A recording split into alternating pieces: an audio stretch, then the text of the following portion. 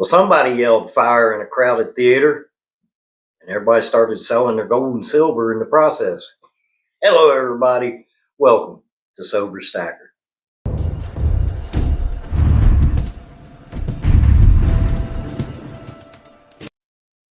I woke up sober this morning because I went to bed sober last night, guys. Today is 1,520 days of beautiful, continuous sobriety, living life, loving life, and rebuilding life. 1 ounce, 1 coin at a time, doing the best I can to learn this whole process that is investing in precious metals.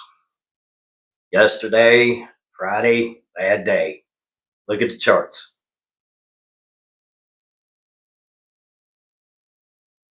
I wanted to know what happened. Now, in my vast experience of 1.5 years of stacking precious metals, I've never seen anything like this. Not this dramatic. Now, I mean, we've seen market price of silver go up, come down, go up, come down, up, up, up, up, up, up, and then now, boom, down. Everything is down except one thing. Look at the charts here. What do you notice that is up? Yes, the dollar, the United States dollar. So I wanted to know what happened. Well, basically, what I can gather, and yes, my mistress, ChatGPT, my wife said if it was a real person, I would probably marry her. And yes, ChatGPT is a woman to me, okay? I picture this older, like professor type lady talking to me, teaching me about precious metals. Yeah, I know I'm weird, but I'm sober weird. All right. Everybody started selling at one. All the big money needed cash.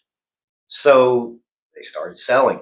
And precious metals are highly liquidable. Gold, silver, platinum, palladium. It's like crowding, trying to put way too many people in a crowded room. You just keep pushing people in, pushing people in, pushing people in. Eventually, somebody's going to start looking for the door. And once they find the door and that door opens, everybody's going to start flooding out. I don't understand the markets very well. I'm learning just like you guys are. You know, I listen to Silver Dragoon, and if you guys haven't checked out Silver Dragoon, please, the guy's a wealth of knowledge when it comes to this kind of stuff. I honestly, kind of get off topic a little bit. I wish that one of the channels, Dragoon, Silver Dragoon, would just do a short video. What is a cup and a handle? How do you read a chart? Now, I know I could go to ChatGPT, but I want to see it, in real time. When you're looking at a chart, what is it you're looking at? What are you noticing? Like the term cup and handle. No clue. Been sober for 4 years. This is all new to me, guys. But anyway, back to gold and silver. It's not a time to panic now. There are a lot of videos out there. It is a crash, in my opinion. Now, all this is just my opinion. Because anytime that you have something drop that much, it's a crash. But it's not going to last, I don't think. Monday, could it go down a little bit more next week? Possibly. It could rebound. We could get a new bottom. But the thing is I'll tell you a comment that was left. And I feel for this person, I really do, but I want you to understand something that I learned pretty much from the get-go when it comes to buying precious metals. This person left a comment and said they had just got into the game, just started stacking. And I'm assuming you bought over when silver was over $100. And the person posted how many ounces they bought. I think it was 10. Now, I didn't look back. I actually just saw this. But they said they're down $1,000. Yeah, on paper, you are. Think of it like this. you buy a house for $300,000. You move into that house, get your family all set up. The next month, Zillow says, well, your house is only worth $250,000. You didn't pay out $50,000. You didn't have to go to your bank and get $50,000 and give it to them. It's just numbers on paper. You still own the house. You still go to bed in that house. You still wake up in that house. You still eat in that house. The house is yours. Or I'm assuming, we're going to assume you paid cash for it. It's yours. Just like physical silver. It's yours. You own it. You have it in your hand. It's not numbers on a paper. You didn't lose anything unless you sold it. Now, if you still own it and still physically have it, you haven't lost anything. It's just numbers on paper. Doesn't mean silver is going to bounce back and go right back up in the next couple days. Nobody knows. But it was a massive sell-off. The big boys, the banks, whoever, the powers that be needed cash, and they needed cash fast. That's why the dollar went up. Now, if you look at the dollar on that chart, the dollar went up. The only thing pretty much on that chart that went up. All precious metals are down. Miners got slammed. The dollar went up. So that's everybody selling easily liquidable items, gold, silver, platinum, because they need cash. Doesn't mean the dollar is all of a sudden gained strength. Well, it gained strength, but it's still backed by nothing. So I encourage you, don't panic. First of all, because you're new and you're looking at numbers on a paper and think, oh, I'm doomed, I'm out. No, you still have your silver. It may take a while to bounce back. We don't know. Point is, you're holding a hard asset that can't be taken away from you. So, pardon me, gold got crushed, platinum crushed, silver crushed, pretty much everything. The mining stocks got crushed. I don't deal a lot with mining stocks. I just kind of keep an eye on them. I don't deal with mining stocks at all. I shouldn't even say much because I don't have any mining stocks. But I do have a little bit of gold and mostly silver. So that's what I concentrate on. That's what I look at. Year and a half of doing this, never seen anything this dramatic. I'm not panicking. I'm not freaking out. I'm not going to go sell my silver and say, I'm never doing this again, because it will come back. It will eventually do whatever silver is going to do, whatever gold's going to do. It's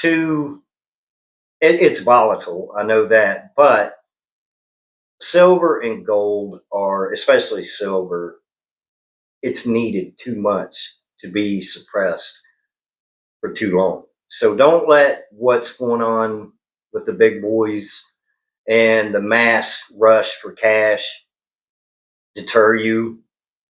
Maybe look at it as a buying opportunity, or kind of just sit back and see where everything settles.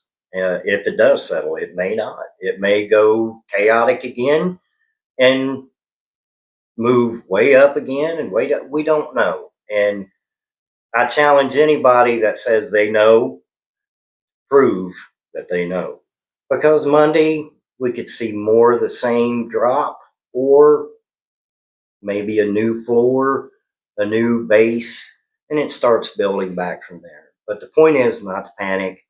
You did not lose $1,000. It's just on paper. That's it. Now I want to switch to sobriety. Something happened that I think anybody in sobriety, especially if you drank and did drugs like I did for well over 20 years, almost a quarter of a century. I had to switch jobs. And my wife, worries, but I did find a new job, and it's just my delivery job. It's nothing. This is my little side hustle. But it was a good side hustle until I caught some people. Well, I didn't catch them like looking for it. I just went out in the parking lot, and a couple of the employees was drinking vodka in their car. Their business, but I don't want to be around that. Vodka was my drink of choice. And if they know I'm in recovery, supposedly they were too, but, to each their own. But it's an environment that I don't think would be safe for me. Now, is it something that hurt me right from the get go? No, it didn't bother me. But the more I thought about it, it's like, man, if they're brazen and bold enough to do that, not that they should walk on eggshells around me because I'm in recovery. That's not the way life works. But I'm responsible for my own recovery. They're not. Nobody is responsible for my recovery except me. And if I want to keep getting on here and saying I went to bed sober or I woke up sober this morning because I went to bed sober last night, I have to be very careful of the situations that I put myself in. Is it something that maybe they only did that once? Could I have talked to them? I probably could have talked to them, but it's none of my business. It is not my business what somebody else does. Was it wrong? Yeah. I mean, these people are at work drinking vodka. Pardon me. Sorry. Still cigarette free, by the way. You can tell my mustache is actually gray, not brown. So yeah, if you are in recovery, especially new, you haven't got a lot of clean time, just be careful because situations like that can affect your sobriety. I'm not saying it's going to, and this may not have affected my sobriety at all, but I'm not going to give it the chance to. I'm not going to put myself in a situation that could jeopardize my sobriety because that is how important my sobriety is to me because I love life. I love living clean and sober. It's amazing. Every day is not sunshine and roses and whatnot, but it'd be a hell of a lot worse if I started drinking again and popping pills and all that stuff. So yeah, I encourage you if, just be careful. Think about your surroundings. Think about the people you deal with. Because sobriety can be fragile, especially in early recovery. I do have another delivery position, hired immediately, different company, my little side hustle there. But before I even accepted the job and they even ran my NVR, I told the manager, I made sure that the people that worked there were going to be somebody that I wanted to work with. Put it that way. And hopefully it works out. If it doesn't, I'll move on again because just not going to put myself in that situation. But anyway, enough. I'll ramble and talk about addiction all day long. I can sit here until my battery goes dead. The market crashed a little bit. Now, quite a bit. Not a little bit. It went down quite a bit. Not the end of it. It's not like people are saying, I don't want gold. Silver has lost all meaning. Just big boys needed cash. They got the cash. Dollar went up. Gold and silver and platinum and all the precious metals. They'll bounce back, guys. With that being said, you guys have a beautiful, wonderful, blessed Saturday. I'll see you in the next video.